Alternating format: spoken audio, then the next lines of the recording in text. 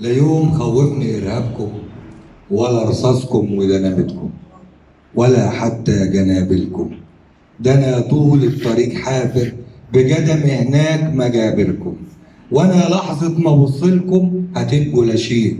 أنا الجندي بقلبي جريء، أنام في الطل ما يهمش، ورمل الصحراء ليا صديق.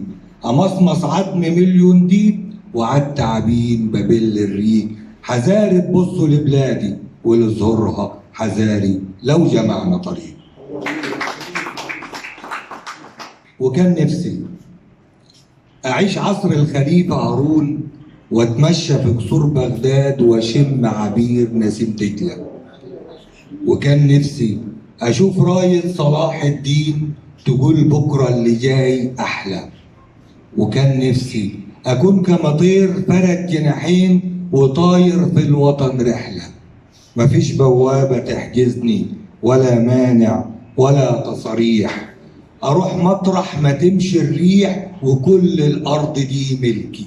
هنا أهلي هناك أهلي، ولما الكعبة تندهلي أروح صاحب مكان مش ضيف.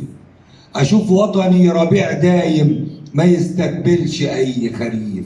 وكان نفسي ما اشوفش في اي حاره فقير، ما اشوفش في اي ركن ضعيف، ما اشوفش عجوز مالوش مأوى ونايم جنب اي رصيف، ولا احرار ورا القضبان وصوت مكتوب من التخويف.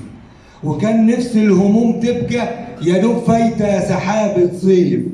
ما اشوفش الدم تحت السيف ما بين اخين، ما يبقاش دمنا واحد ودايما مقسومين اتنين، ما بين مشرق وبين مغرب ودم الامه بين نهرين.